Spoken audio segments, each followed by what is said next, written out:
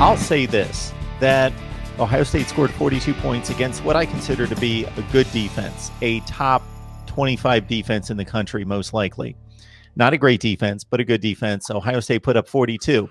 Well, Justin Fields threw away 3 drives himself with poor decisions. And the way I look at those 3 poor decisions were the deep throw that the safety jumped was just late. And it was a conventional poor decision in terms of reading it and going too late and underthrowing the pass. The other 2 were, I'm scrambling, a guy's on my back, and I think I can make this heroic throw across the field to Julian Fleming here because I see him there. And it's a type decision that somebody shouldn't make in Justin Fields at his level, but he still threw the ball crisply. He was delivering with velocity. When he made the throws, he made the throws. He made 3 poor decisions and maybe a couple others that he got away with, but it was a bit uncharacteristic and certainly in my eyes the worst performance of his career. But they put up 42 points still on a good defense with Justin Fields giving away 3 drives, or I guess 2 because they got the one back on a fumble. Right. And they could have scored late in the game. And so the game was a little bit more comfortable than 42-35 with Indiana with the football in the closing seconds.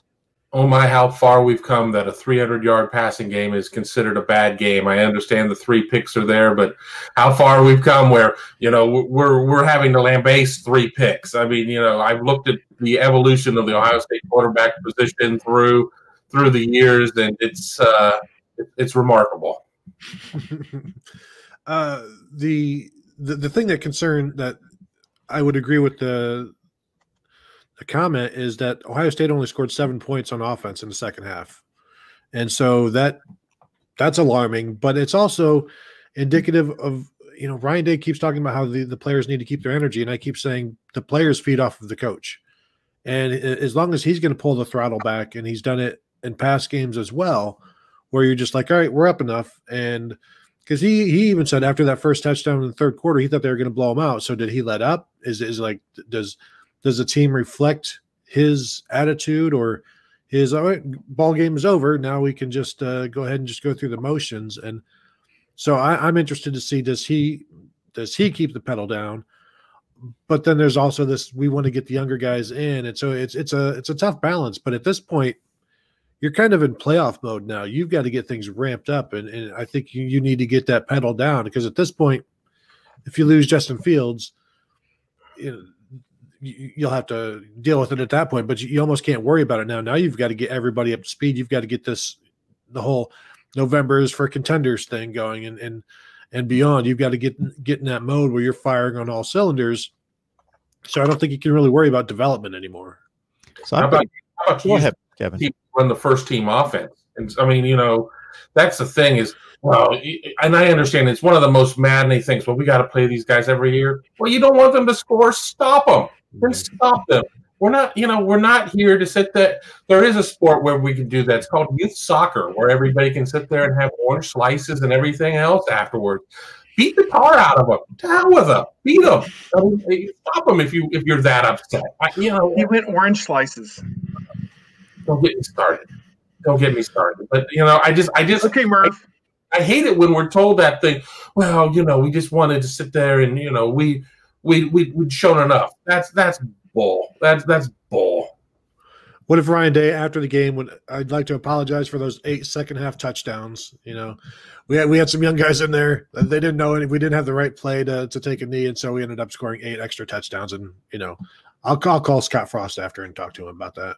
The one positive that we hadn't seen in the previous weeks was running the football and being able to do it consistently with 2 backs, both. So it wasn't one guy. It was, okay, the offensive line is doing some damage here and they're making some hay. And even when there wasn't a crease or a gaping hole, they were just shoving guys back. There were a few times Master Teague just went into the line and got 6 yards just because the offensive line, and there wasn't really a hole there, but they just plowed ahead. And for all his, I want to say, a few deficiencies or just where he's not outstanding, and we've all noted that in regards to the wiggle downfield and making a guy miss in open space, he does take the football and go north-south and pick his crease and go. I think a lot of it is I like Teague getting the ball, and I like him just hitting that hole. It also helps that Justin Fields rushed for like 78 yards in that game, and that opens everything else up. And it's no surprise they rushed for 307 yards or 300 yards or whatever when he's part of that. And it's tougher when he's not. And as long as he continues to do that when it's necessary, then I think they'll continue to do well. And like Trey Sermon is playing well, Master Teague is going well. You throw in some end arounds to Garrett Wilson, Justin Fields is now involved. And I think the running game is good enough to win it all at this point. It's good enough to be part of a national title offense, especially this one that can throw the ball. And so that just leaves, again, the focus of the entire show, which is the secondary. And it was, I had a podcast yesterday, and I think we spent the first 30 minutes on just the secondary, and everything else is rounding into form, including the running game.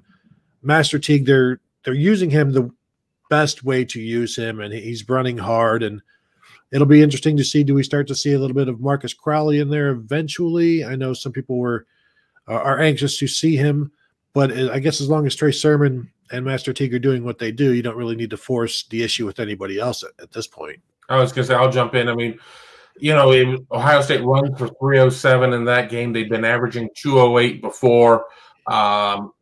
They just haven't been sexy yards. There haven't been those long runs. There haven't been those highlight type of runs. It's been a lot of grinding or whatnot. So it's easy to just sit there and look at it, a top-down view, and say, well, the run game isn't that great. But then you go back and you look at the numbers. And again, I'm no math major. That's why I got into journalism. But it was 207 for the games, or 208, and it's 307 in this last game. So they're going to be up, over 220 or so. I don't think the run game certainly is an issue. And, I think that it's going to be something that we're going to see a good dose of, starting with Illinois, because we all know, anybody who's been to that stadium, it's built on an ancient Native American wind tunnel. And it is always about 60-mile-an-hour winds there, so you better be able to run the ball.